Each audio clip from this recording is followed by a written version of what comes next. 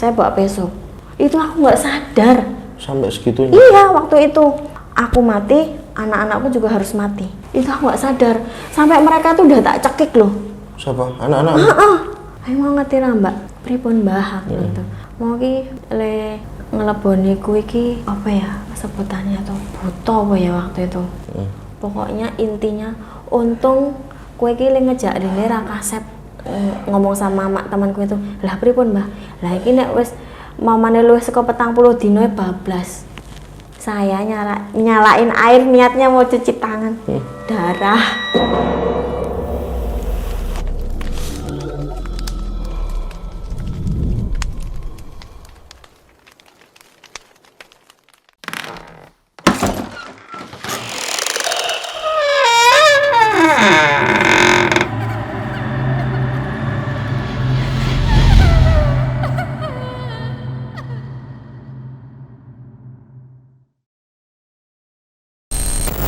Sugeng rawuh wonten channel Samadjo Cerita.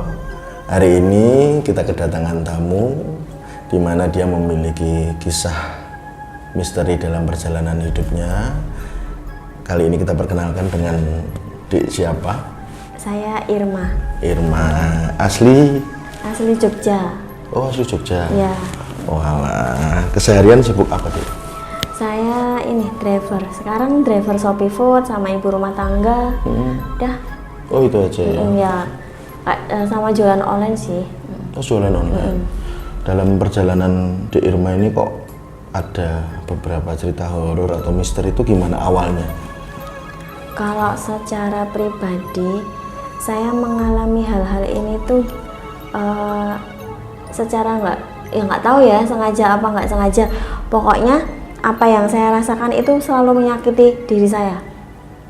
Apa? Maksudnya? Jadi misal kayak tiba-tiba saya perut sakit, terus habis itu kaki sakit gitu terus. Tapi dalam kedokteran pas tak periksa ke kedokteran itu semuanya sehat, semuanya normal. Terus habis saya nggak mikir ke yang situ-situ ya, karena berusaha untuk positif thinking. Ya, betul. Terus wis lah udah pon sholat terus, iya zikir terus, iya semuanya saya lakuin. Terus pasrah lah, tapi kan nggak nyaman ya mas. Kalau setiap hari perut sakit, sesek gitu, sampai akhirnya ada yang bilang, "Mbok coba ke pengobatan ini." Gitu. Saya pertama kali ngobatin itu dulu ke daerah mana itu? Bantul apa ya? Saya nggak tahu. Cuman waktu itu saya dianterin temanku. Itu udah lama itu Dek, sorry tak potong. Mulai kapan kamu merasakan mulai perut sakit, kaki, terus? Itu ketika saya sudah cerai. Oh. Itu. Terus kamu? Habis itu, cuman kan saya mikirnya ya itu tadi ya kembali Positif, saya ya? positive thinking. Enggak lah, nggak mungkin. Dia orangnya baik begini. Saya juga nggak mau mengejudge orang itu buruk. Betul. Pokoknya ya udahlah. Terus habis itu yo teman-teman pada bilang, "Gue kira beres." Ada yang nggak beres dari raut mukaku, tubuh itu bagi orang-orang yang bisa ngelihat. Oke. Kalau saya pribadi cuman merasakan kok perutku sakit banget ya. Terus tiba-tiba kakinya tuh kok sakit gini, kok nggak enak banget. Kenapa sih aku cuman gitu? Paling kecapean gitu-gitu. Terus habis itu saya ceritakan ke ibu. Terus ya nggak ada salahnya kita coba ke alternatif A. Diantarlah ke sini. Terus habis itu di sana itu dikasih jawaban kalau saya sedang ya diguna-guna lah. Dibikin orang. Dibikin orang begitu sakit perut. Intinya yang diserang itu perut saya. Itu awal akhir 2018 ke 2019. Cuman kan saya bodoh amat itu tadi wis alah paling karena telat makan lah atau apa gitu-gitu. Sampai akhirnya di situ bapaknya ngasih tahu, "Mbak, ini ada yang ngirimin sesuatu di dalam tubuh Mbak E." Loh, itu yang orang pintar itu. Loh, apa Pak? Saya bilang gitu ya, nggak mau menyebutkan. Intinya dia akan membuat saya itu kesakitan seumur hidup saya. Oke. tanpa saya tahu salah saya apa. Itu versi saya ya, maksudnya saya nggak tahu salahku apa kok saya diginiin sama orang ya, perasaan aku nggak pernah gimana sama orang gitu. Dah, terus aku bilang, oh boleh tahu nggak Pak itu siapa? Saya nggak mau menyebutkan, tapi itu orang baru yang membuat. Orang baru loh, saya mikir siapa gitu, dan saya juga nggak mau suuzon, tapi dalam hati kecilku tuh mesti gitu. Saya sudah tahu mesti ini, tapi terus aku bilang ya udah nggak apa-apa, aku bilang gitu. Tolong dibantu untuk dibersihin. Saya maksudnya tolong dibersihin, dihilangkan dari badan saya. Akhirnya ya saya dikasih minyak. Tapi ya itu tadi harus ada harganya. Saya mengeluarkan uang banyak itu Mas, jutaan lah ngeluarin. Soalnya kan saya mikirnya saya pengen sembuh, saya masih punya anak kecil, nggak mungkin saya mati, anak saya mau sama siapa. Kan aku mikirnya gitu ya waktu itu. Terus akhirnya uang berapapun keluar, yang penting aku mari. Ya udah, saya di situ itu sekitar 3 bulanan tuh. Habis itu maksudnya di situ itu tuh ada stay di sana apa mondar-mandir? Mondar-mandir. Jadi saya dikasih minyak. Terus minyaknya ini saya dikasih bacaan. Nanti dibaca, bacaannya itu juga doa-doa. Terus intinya kalau saya merasakan hal yang nggak enak, saya berdoa gitu ya. Ngebaca ini gitu. Udah saya baca itu selama 3 bulan. Cuman kok saya ngerasa belum ada perbaikan.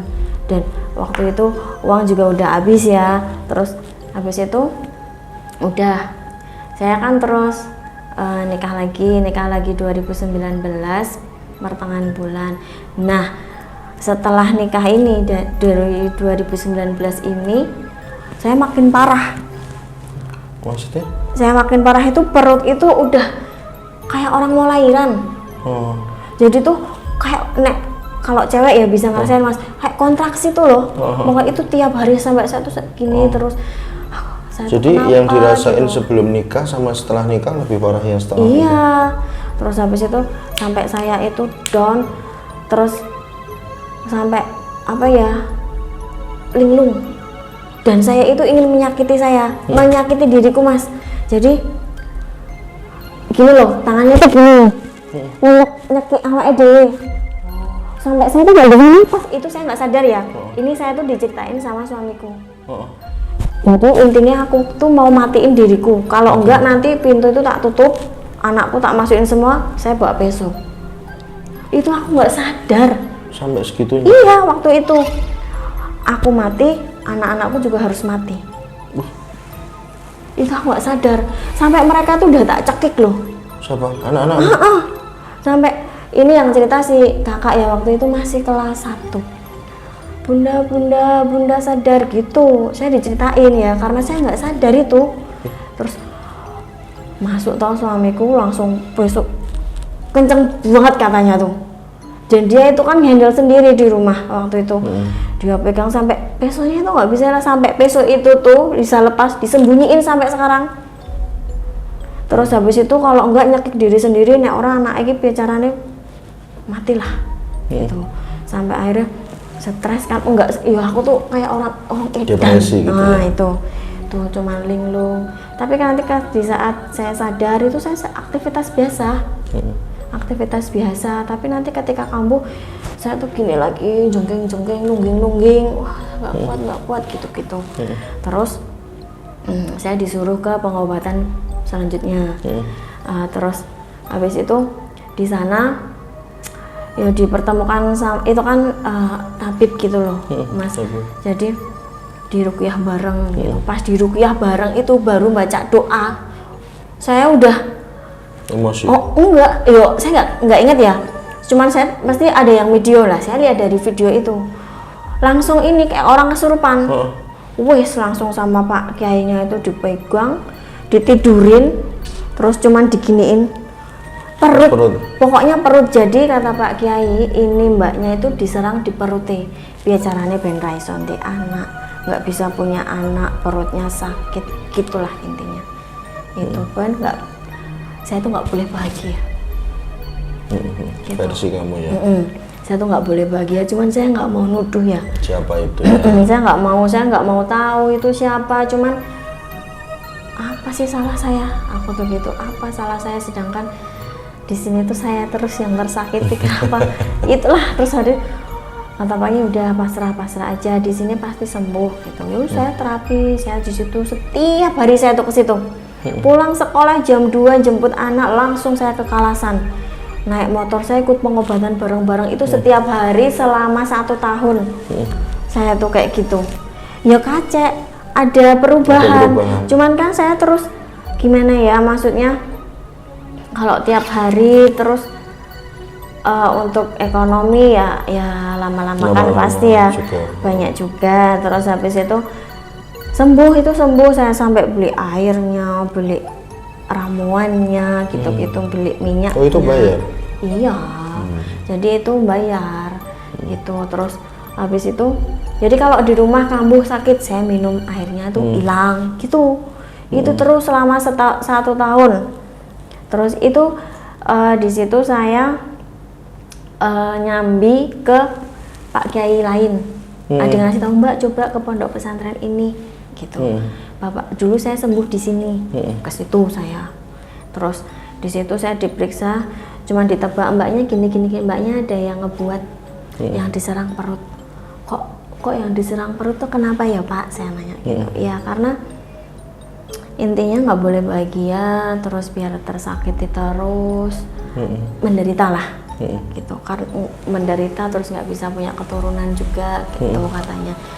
Terus aku cuman ya Allah, apa salah saya gitu lagi. Terus ya udah Pak, saya cuman mau sembuh, bantu saya untuk menghilangkan ini semua gitu. Akhirnya waktu itu pengobat Pak Kiainya datang ke rumah, datang izin ke rumah kan, dilihat rumahnya emang dari dilihat Pak Kiainya ini gelap, hitam semua katanya. Rumahnya aja? Rumah saya itu. Terus saya dikasih foto bacaan ayat doa lah. Itu bentuk kertas itu suruh fotokopi, dilaminating, ditempel di setiap sudut rumah. Sampai sekarang masih ada. Itu di situ masih tak pasang. Terus ya udah apa yang disuruh tuh semua saya lakuin.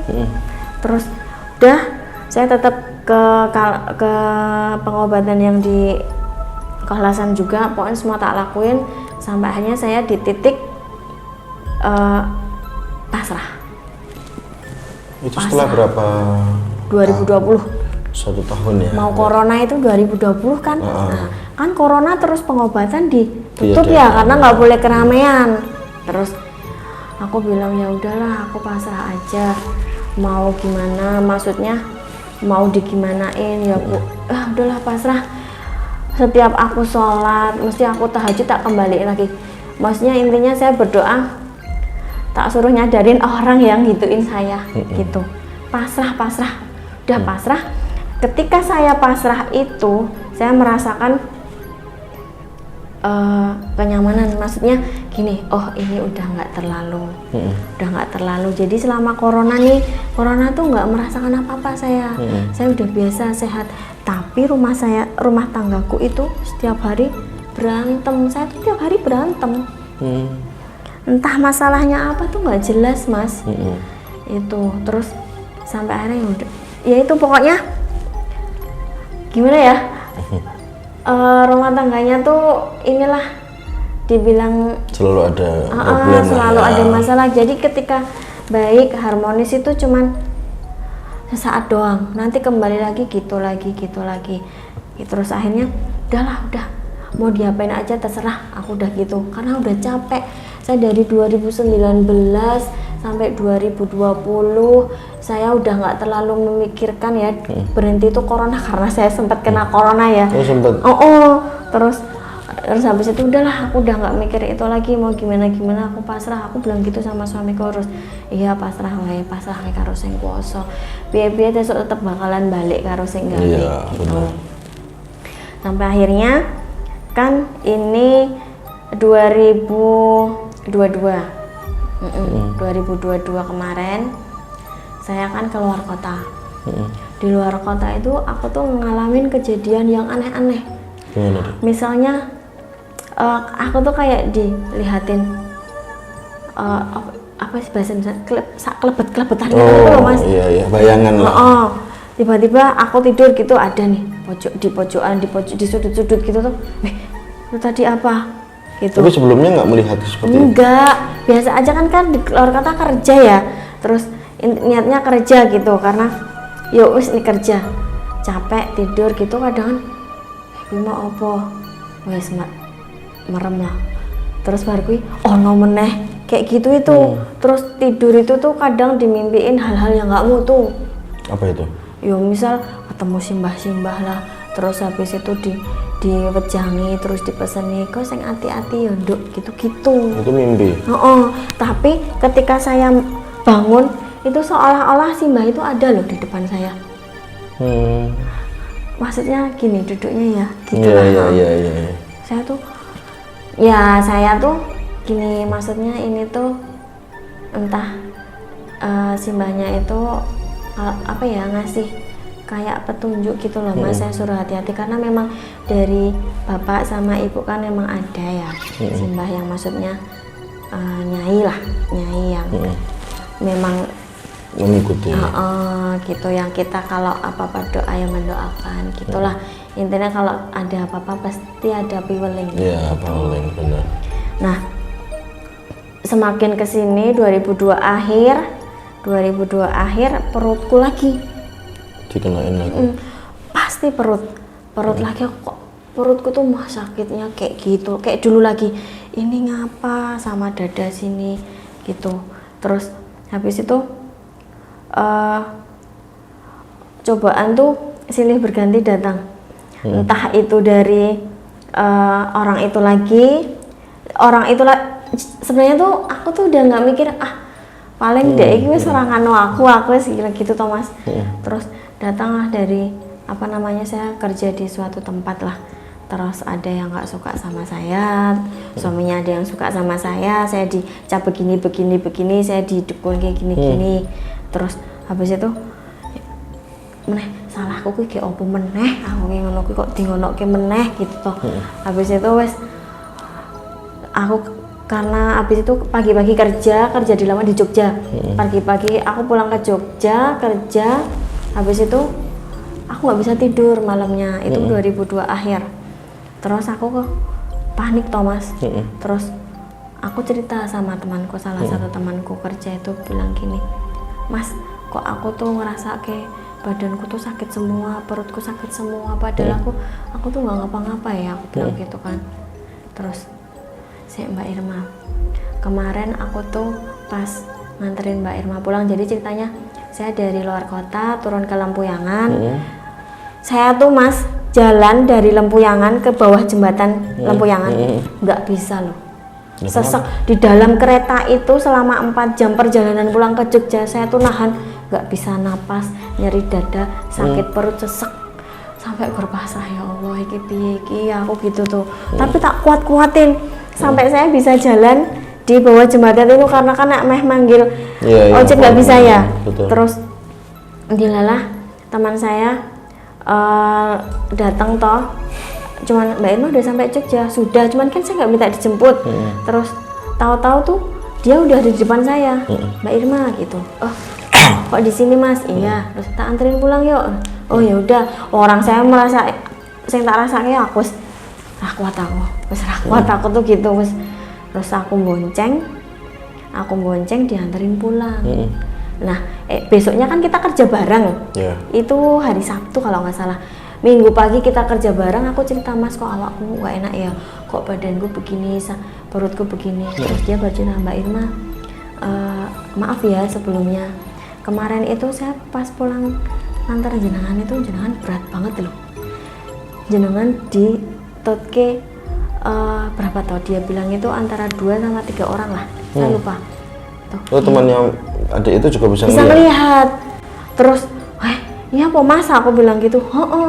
Ya, tapi kan aku ya iso ngono-ngono kuwi to Mbak. Dadi ini ya aku dalam hatiku dia ini wes selalu ngas kok kene ra.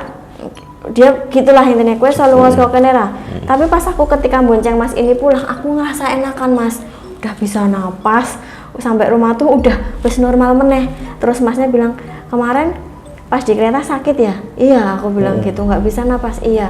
Terus habis tak anterin pulang bonceng aku, gimana rasanya? Aku bisa napas enakan sih mas. Lah iya wong kayak aku ya ngos-ngosan nih ngusir mbak ngono kuwi. Tenane to mas, oh wes ngene wae. Besok ikut saya ke Simbah gitu. Ke Simbah biasanya dia datang, dia itu abdi dalam keraton. Oh iya mas ya, aku langsung iya karena kan ngerasain nggak enak ya badannya. Terus habis itu besoknya janjian kita ke sana ketemu Simbah. Saya cerita semuanya. Saya cerita dari awal, yang dari 2018. 2018 itu tak ceritakan semua runtutannya itu tak ceritakan semua. Terus Simbah bilang gini, kowe pernah ngelarani uang orang? Gitu. Pernah merasa menyakiti orang nggak pernah mbah, orang mungkin mesti wes pernah, soalnya inget terus itu. Ya saya cuma pernah bercerai, nah bila lorati toh. Oh saya cuma gitu, iya gitu. Lah terus ya wes, ora perlu ngerti sopo, ora perlu kuwi opo. Sing penting saiki kowe rene niate mari to. Nggih Mbah, kula nyuwun diresiki, kula sehat, kula sing dipocah. Soalnya loro tenan Mbah aku. Iya loro banget kuwi. Terus bar kuwi kan itu kan saya datang itu suruh bawa kembang apa itu setaman apa ya. Saya lupa. Terus tuh dibersihin itu saya nggak sadar ya Mas.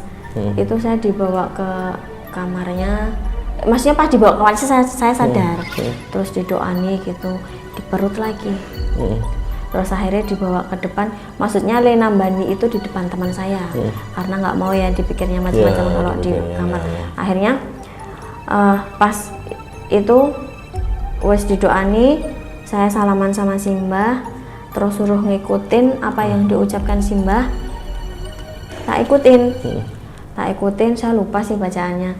Tak ikutin, setelah itu saya nggak sadar. Tapi dari cerita temanku ini, ketika saya nggak sadar itu tuh saya melawan. Simbah ini tuh sampai kalah. Saya nendang sampai gini gitu. Terus muancal gini sampai. Berarti posisi setelah baca itu ada nggak sadar? Enggak. Separuh itu ya? Saya nggak sadar, nggak sadar. Berarti pikirannya kosong? Iya.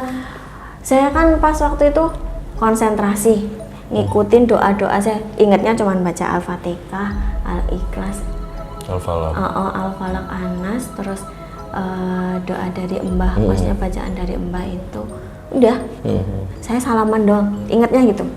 Udah, habis itu nggak sadar, tapi dari cerita teman saya ini, saya ngelawan, saya mendelik Thomas sampai gini, ditendangi, muancal, ngantek, wah katanya Simbahnya ngantek ngos-ngosan. Simbah pun sepuh Thomas. Terus habis itu sampai bilang, wah ngeri tenan iki, gede tenan iki, ngeten niku. Terus baru Simbah itu sampai lari, habis udah selesai itu adalah setengah jam sampai 1 jam keluarin itu. Terus habis itu terus Simbah wes selesai, Simbah itu keluar ngos-ngosan. Teriak-teriak katanya, "Gat, kok gini?" Gitu katanya. Saya cuma cerita itu saya masih pingsan. Terus habis itu saya disadarkan, minum air putih yang udah didoani, saya minum, udah enakan. Saya diceritani. Ayo mau ngerti lah Mbak, pripun Mbah gitu. Mau ki ngeleboni kuwi ki apa ya sebutannya tuh, buto ya waktu itu. Pokoknya intinya untung kue ki ngejak dene ra kasep ngomong sama mak temanku itu. Lah pripun Mbah? Lah iki nek wis mamane luwih saka 40 dino bablas. Aku gitu kaget toh Mas, aku itu tinggal berapa hari ya itu? 2-3 harian lah. Terus tak rasake awakku panas loro, ora penak banget lah. Itu tuh waktu itu. Oh lah bener Mbah, kula ngrasake kene kok awak kula ora penak. Ayo soalnya kan paling lebone ora gur siji Mbak. Ngomong ngono kuwi ana buta, ana opo lali Mas. Tapi banyak di sini tuh. Sing dibuang itu banyak. Masalahnya ora saka Jogja. Jawa Timur. Bukan. Mana? Saya nggak mau nyebutin. Tadi di depan udah disebutin. Oh iya. Itu. Oh, oke. Terus habis itu udah kan aku kaget, nah jenengan duwe konco mboten Mbah, aku bilang gitu. Cuman tak ceritakan kalau ini begini. Ayo kuwi ra seneng karo jenengan, ora seneng. Piye carane digawe mati. Astagfirullah. Aku langsung nangis lah saya Mas. Nangis sama temanku. Salah saya tuh apa lagi sih? Saya nggak pernah berbuat jahat sama orang-orang itu, tapi ngopo sih aku dilarani terus gitu. Terus wes apa ikhlas, saiki sing penting wes ilang gitu. Wes ilang ya wes pokok men saiki selesai, tapi mengko nek tekan itu dibawain kembang tadi, suruh buat mandi sampai rumah. Terus setelah mandi itu emang enakan Mas. Enak, tapi pas pokoknya saya udah ngerasa enak, udah ngerasa biasa lah, sehat biasa. Normal lah ya. Normal. Nah terus habis itu saya keluar kota lagi. Keluar kota lagi, saya ngerasain hal sama lagi. Kayak gitu lagi. Aku WA sama Simba. Kan Simba pesan ini ada apa-apa WA. Saya kan dibawain ya mungkin kayak jimat gitu ya. Intinya itu buat melindungi saya gitu loh. Terus habis itu kan dibawa kemana-mana. Terus Mbah, saya ngerasain perutku sakit, dadaku sesak, saya nggak bisa napas.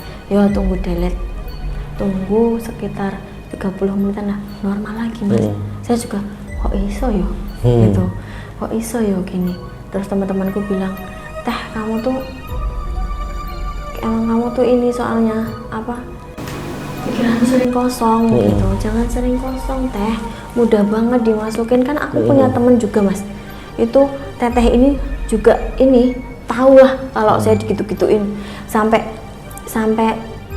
orang gawane sing nganu aku ki mau nemuin si teteh tengah malam itu kan di kosan tuh kan kita nggak sekamar di kosan sendiri. Tengah malam itu Teh ke rumah di WA, Teh ke kamar gitu. Di situ tuh teteh tuh ngebacain doa, makan bunga melati gitu ya. Terus habis itu ini ada yang nggak terima tubuh saya dibersihin tuh gitu kan. Si teteh juga ngebantuin, intinya ini biar aku tuh nggak keganggu karena udah kayak saudara ya Mas, nggak kasihan aja lihat saya begini. Nah itu dia didatengin, katanya didatengin sosok hitam gitu masih ngikutin saya sampai ke sana itu. Cuman saya tak rasakan ya itu tadi nyeri dada, sakit perut gitu-gitu, badan tiba-tiba panas gitu. Langsung sama teteh baca, tetehnya bilang Teh baca doa ya gitu. Iya Teh, aku bilang gitu. Udah ikhlas aja Teteh, jangan kosong pikirannya gitu. Teteh mikirin apa katanya gitu. Aku cuman bilang enggak, aku bilang gitu kan. Udah nggak apa-apa, ikhlas gitu, nggak apa-apa nanti dibantuin. Sampai dia telepon ke budenya yang kayak apa bisa nyembuh-nyembuh, dibantu juga dari sana, dari Bogor kan. Habis itu untungnya itu dimana saya itu kemana-mana ketemu orang yang baik, maksudnya mau nolong saya loh Mas. Makanya tuh ya Allah aku harus ya mungkin tanaman kamu baik tadi itu. Terus habis itu udah saya balik lagi ke Jogja nih. Saya kasih Mbah lagi, Mbah saya masih ngerasain gini. Lah kowe iki sing digawe terus sendok ngono kowe. Lah kau yang kemarin itu udah hilang, lah kowe iki ono meneh, DE bali meneh. Jadi setiap dia pergi pulang itu jadi tuh gini, emang dia stay di sini tapi dia nyuruh orang di sana gitu. Katanya begitu. Dan itu versi yang ngomong begitu tuh nggak cuman satu orang Mas, 2 orang sama teteh sama bude yang di sana tadi gitu. Aku tuh mau nggak percaya hal seperti ini, tapi kok ada, aku kok ngalamin gitu loh gitu. Terus akhirnya ya udah saya ke fase pasrah lagi. Saya udahlah pasrah, terus aku ngerasain hal sama lagi Mas gitu lagi. Terus sampai akhirnya saya kan main nih sama temanku itu tadi. Terus Aku bilang, kok aku kok gini ya, kok gini. Terus ditelok, aku iki dikirimi cek. Sik ngirimi ya kuwi. Gitu. Wis tak resiki wae.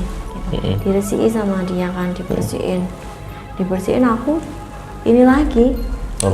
Enggak, maksudnya jepat, pas diresikin jepat itu meneh. Nyekengkong gitu, nendang mesti gitu. Katanya sampai dia kewalahan kan.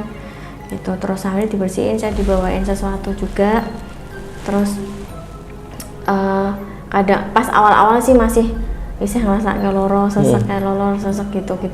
Terus makin kesini saya dibawain itu. Terus habis itu saya juga pasrah, maksudnya wes lah pasrah, udah ikhlas, mau diapain aja monggo lah, saya gitu.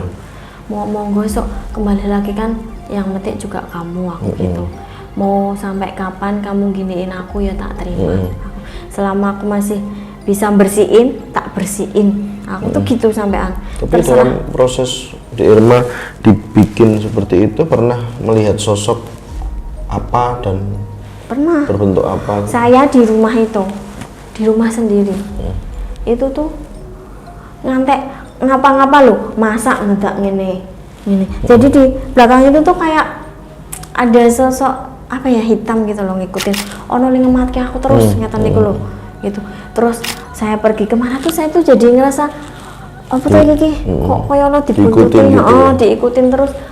Apa sih ini tuh? Terus habis itu kan itu hitam ya Mas, yang saya tak rasain itu. Hitam terus, tinggi. Gede. Gitu. Terus aku nggak ngerti itu kan apa. Saya juga nggak mau tahu sebenarnya ya. Apa namanya? Bapak saya kan juga bisa ya kayak gitu. Cuman saya nggak mau cerita ke Bapak. Karena saya nggak mau, maksudnya gini, saya menjaga perasaan orang tua saya loh. Gimana kalau anaknya tahu digituin kan ya mesti sakit ya atau gimana. Cuman kalau Bapak itu, kalau saya digituin ning umbul lah atus. Umbul itu apa? Umbul itu jadi kayak pemandian sumber mata air di Denggung. Bapak itu kalau nambani orang dibawa ke sana. Saya pun juga gitu, keluarga saya gitu, arep loro apa wae, sakit apa wae, kena apa wae, ke sana mandi, wek keluar semua, sehat sembuh. Sampai akhirnya saya cerita ke ibu saya nggak kuat. Setelah udah lama. Aku bilang, Bu, aku tuh digini-giniin. Ya Allah, kok kowe iki kok ya ora ngomong, bapakne iso. Terus aku cuma ngomong karo Pak yo, aku gitu. Saya takut. Terus habis itu ya wes ning umbul wae. Sampai saya tuh nggak bisa jalan. Ininya loh, kayak wong digendong, kayak menggendong sesuatu berat gitu loh. Saya ke umbul Mas, mandi terus gitu. Ya hilang akhirnya. Ya sama saya pasrah itu. Tak pasrah kayak tak balik ke meneh. Terus cuman ganti sik kelipetan kuwi putih. Dia bilang, temanku itu bilang, gue aja wedi, gue sih, gue kawanku, saya jago kowe, oh ya wes, gitu. Tapi akhir-akhir ini, sing tak rasakan, kayak gitu lagi. Saya nggak kesakitan, cuman saya tuh merasa diawasi, diawasi ireng meneh. Cuman saya nggak cerita. 2 orang. Ya, gitulah. Cuman kan aku berusaha itu tadi loh, saya pasrah. Positif thinking, ketika saya bisa doa ya saya doa sebisa-bisanya lah. Maksudnya aku tuh sampai malu loh Mas. Maksudnya minta tolong ke orang, masalahnya gitu-gitu aja gitu loh. Masalahnya gur koyong meneh, diganggu uang meneh, nguwi meneh. Saya capek rasanya tuh bertahun-tahun ngasih kayak gini, ngantek down, ngantek kena mentalku. Ya ampun, aku sampai akhirnya wes lah, mau diapain aja terserah lah. Besok tuh bakalan becik ketitik Allah ketara lah endi elek ki bakalan ketok kok aku gitu. Dan ketok. Tapi sampai sekarang nggak tahu nih kelihatan enggak gitu. Tapi sekarang dirasain apa deh? Masih seperti kayak gitu. Kalau sakit perut udah enggak. Udah enggak. Udah enggak sih, cuman kadang pusing. Pusing, sesak, nyeri, pegel terus nangis ya. Gitu. Kenapa tuh nangis? Ya gitulah. Ada sesuatu maksudnya? Aku tuh sebenarnya punya anxiety disorder. Oh iya? Oh, kenapa? Ya karena tekanan. Dari? Maksudnya, sorry, tekanan dari orang Dari tua keluarga. atau keluarga kamu apa orang tua ini? Keluarga orang lain lah intinya. Oke. Gitu. Pokoknya saya merasa nggak nyaman aja sampai akhirnya mungkin saya gampang kena seperti itu karena saya udah down duluan, Mas. Iya, saya sadar diri kok. Lah gimana saya nggak tertekan orang kehidupan saya begini gitu loh. Terus nih ibarat aku digawe wong ya gampang banget gitu loh. Gitu. Maksudnya saya tuh juga udah berusaha untuk menguatkan diri sendiri, tapi ya gimana? Saya berusaha untuk ya wes lah, saya wes kembali lagi saya pasrah. Wes tak pasrah karo sing kuasa, wes mau digimana-gimanain monggo, aku bilang gitu.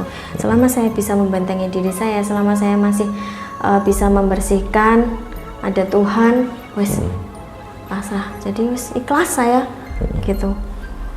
Sebenarnya capek, cuman mau gimana lagi gitu. Tapi sampai detik ini apa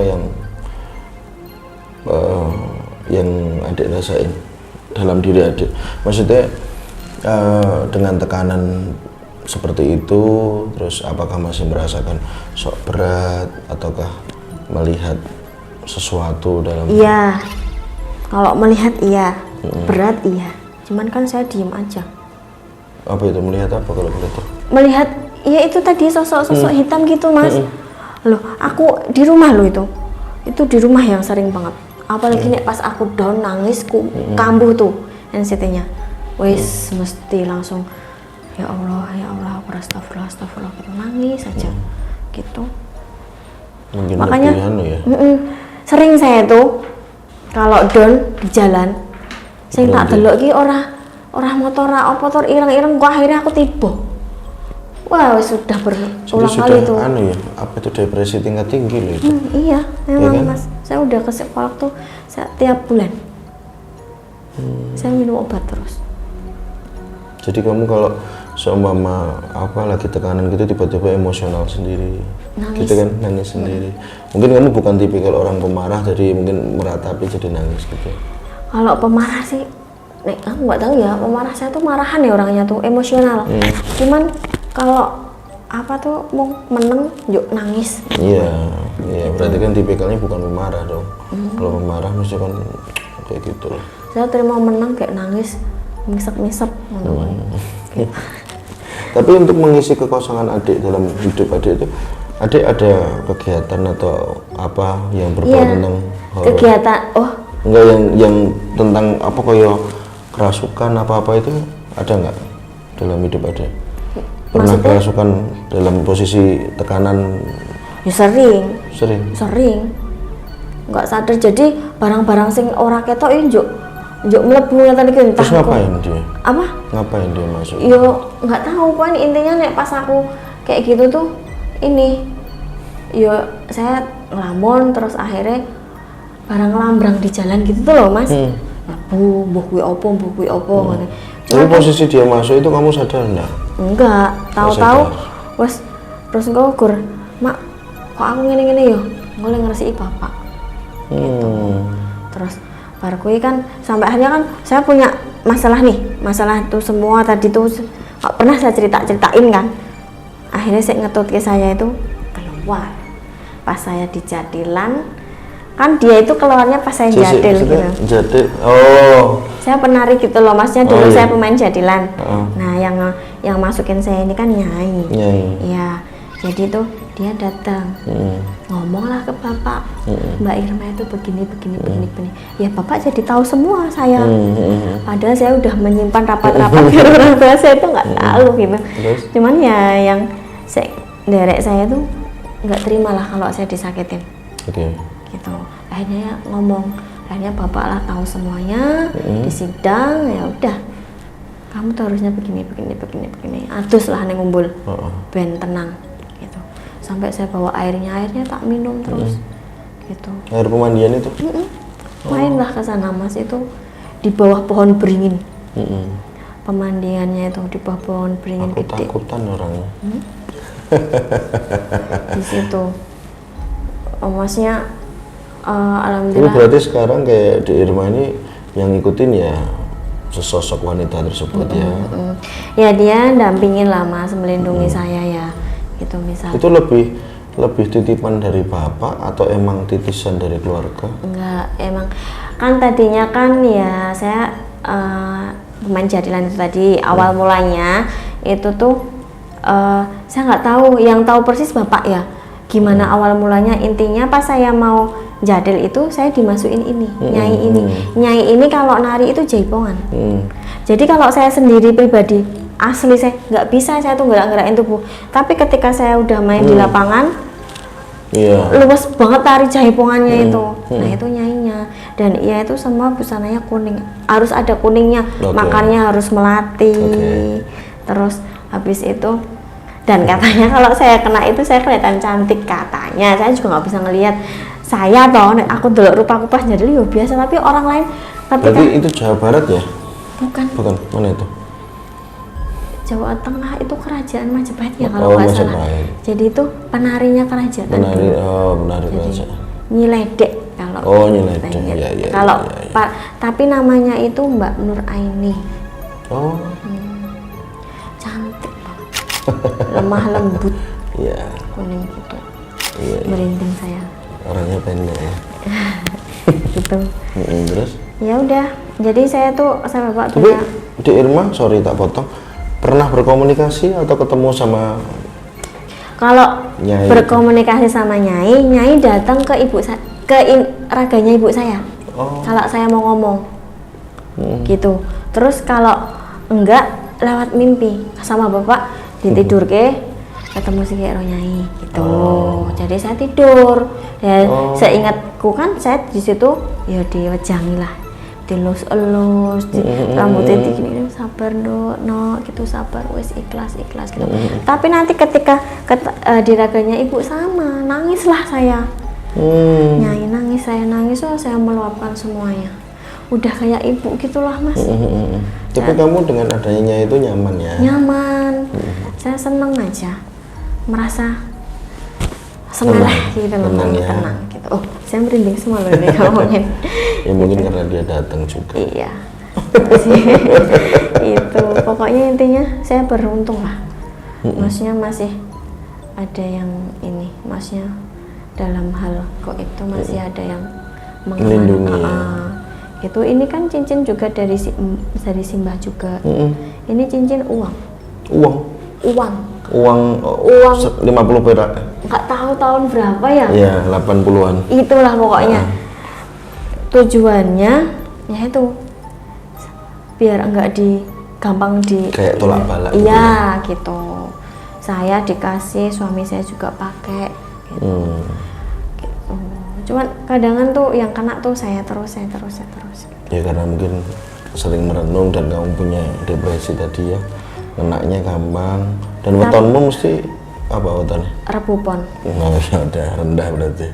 Itu. Iya kan? Ya. Ya mungkin kan kalau kita bicara dunia gaib itu kan banyak pertimbangan kan. Iya. Nggak cuman lemah di mental, tapi juga dilihat dari wuku itu kelahiran. Iya, weton ya. Weton, hitung-hitungannya kan pasarannya gitu. Tapi ya semoga aja ke depan di Irma itu lebih baik. Amin. Yang penting jangan sering ngalamun. Ya itu berusaha. Nah, gitu. Itu karena peluangnya gede, apalagi ada yang tidak suka, ya kan? Tapi banyak loh mas yang nggak suka sama saya tuh. Saya nggak tahu salah saya apa tuh sampai ya, namanya sekarang. Nggak suka kan bukan tanya salahnya, tapi kenapa dia nggak suka kan? Karena orang nggak suka itu nggak butuh salah. Seseorang nggak suka itu nggak butuh salah. Terus nggak seneng baik gitu. Karena kebetulan mungkin Dek Irma juga sama gaib itu juga baik dan bapak juga sayang banget tuh. Gitu. Ya yang penting hati-hati. Iya. Karena itu kan sebenarnya buat cambuk kehidupan bahwa berbuat baik itu perlu. Tapi jangan berharap dibaikin. Iya, saya nggak pernah. Ya gitu aja, kita sebagai manusia kan sama kodratnya. Gitu. Terus apa lagi selain itu deh? Yang paling berkesan dalam hidup Dek Irma, bahwa pernah dibuat seperti itu atau nggak pernah melihat apa kisah? Kalau selama ini cuman saya tak rasain ya itu tadi. Kalau untuk sebelum tahun-tahun ini ya cuman apa ya, kerasuan tuh paling kerasuan kayak saya tuh sering kerasuan. Cuman kayak saya kerja nih di suatu tempat nih, Pernah Mas, saya kerja di rumah sakit sih ya. Waktu itu saya masih lajang. Masih lajang. Saya tuh ke kamar ICU. Ke kamar ICU, di situ ada pasien, dia itu masih SMA. Dia koma. Aku nganterin sonde.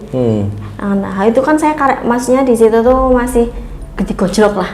Digojlok itu kayak ning ICU ngirimi sonde-sonde. Ini kok rame banget tuh, kenapa gitu ya? Aku batin, ya Allah kasihan banget sih Mas gitu. Kasihan banget. Lah Mas itu njuk meninggal. Ternyata meninggal, kecelakaan meninggal. Aku pas di lift lagi mengambil sakro jenazah sisan. Sampai rumah itu di situ harus berat. Awakku wis abot sampai. Jadi satu lift sama jenazah.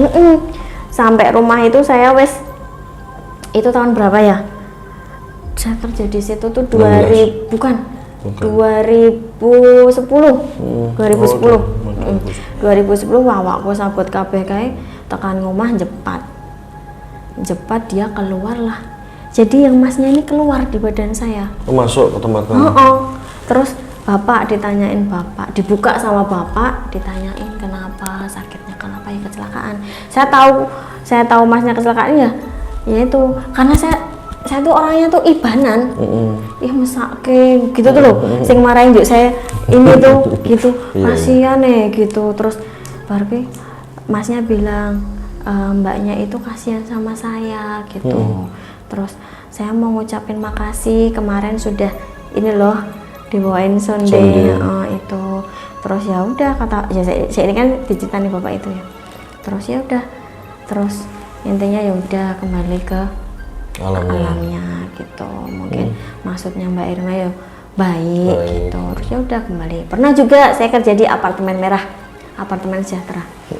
Itu tahun 2008 2009. Saya di situ kan kamar kosong banyak ya. Kamar kosong itu wes makhluknya kan macam-macam. Saya tapi emang bener loh katanya angker ya apartemen merah itu. Ya gitulah. Gitu. Saya disuruh sama supervisor itu membersihkan kamar yang nggak pernah dibersihin. Terus akhirnya saya ke situ. Di satu sisi saya juga ngumpet karena udah kerjaan selesai, nanti nggak disuruh-suruh, saya ngumpet di situ. Terus habis itu aku kan sama ini ya anak buah gitu loh, apa sih yang masih praktek-praktek gitu. Staff lah ya. Kalau saya tuh udah kayak senior gitu loh, dia yang PKL gitu loh. Terus udah di sini lah. Aku masuk tuh udah, singup. Kok singup banget lagi, baunya kok kayak gini sih. Saya nyalain air, niatnya mau cuci tangan, darah. Darah, langsung tak matiin. Ayo betul. Aku gitu, aja gini. Aku ngapain mbak? Wes ngapain betul pindah kamar. Asli darah apa yang kamu lihat dok? Yang aku lihat itu darah. Tapi teman-teman lain ngelihatnya? Ini air. Berarti kan kamu aja yang lihat. Iya, terus lagi apa sih mbak gitu. Kayak mau lu apa ning dapur banyune getih. Karena ada temanku sih, alah mah ngopo gitu kan. Aku DM mlebu meneh. Ora yo banyu yo. Aku udah nggak berani masuk ya itu. Udah wis, ayo metu bae aku bilang gitu.